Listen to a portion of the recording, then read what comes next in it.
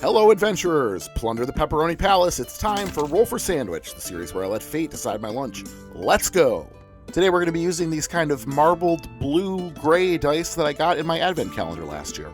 Let's hope they're lucky. Let's kick things off with our roll for bread.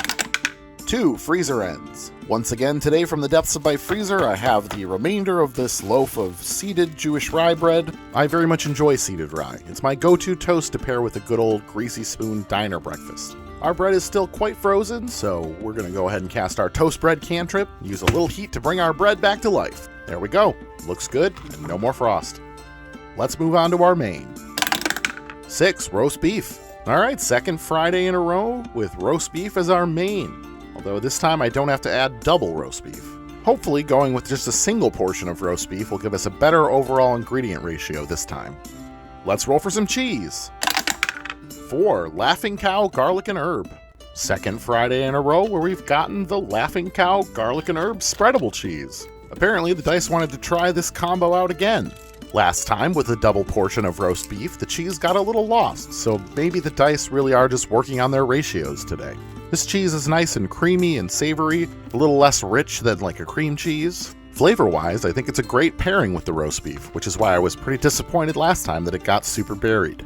Let's roll up some roughage. 7 kimchi and 11 none. Second Friday in a row where the roughage is kimchi and none.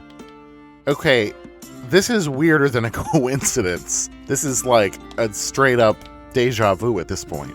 I mean, I'm not mad. I feel like the kimchi goes pretty well with the beef. It adds some acid and some heat, which works well. All right, let's get wild with the wild magic roll. 6 violet candy. Choward's Violet Mints are violet-flavored hard candies that were first created by Charles Howard in 1934.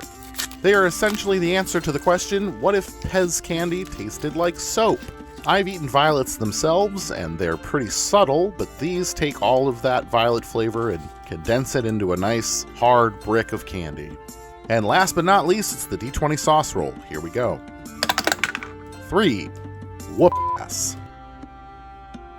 Well, hello there, sir. It's been a while. This gentleman here is a Carolina Reaper-based hot sauce that I have previously had to endure here on Roll for Sandwich. It is definitely very spicy.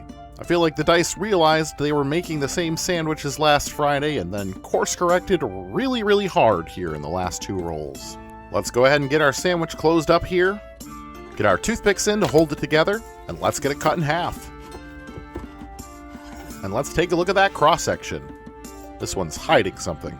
Well, this one definitely choked in the 4th quarter, and as tasty as that sandwich was last Friday, I have a feeling this one is going to be markedly worse. Let's give it a taste.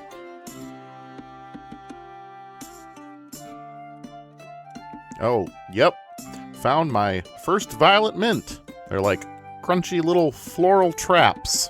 At least the soap-like flavor distracts from the intense burning of the Carolina Reaper sauce. I feel like I really don't have to tell you what's good about this sandwich. All you have to do is go back and watch last Friday's video. What's bad is everything else we added on the last 2 rolls. The mints are bad both flavor-wise and texture-wise, and then we have the whoop sauce to just twist the knife a little further. Really just all went downhill in the end. I'm gonna give it a 2.7, and I'm gonna call it They Chose Violets. Here you go, Earl. Have a little snack. Good mimic. Thanks for hanging out with me today. I hope you have a great day, and I'll see you again next time on Roll for Sandwich.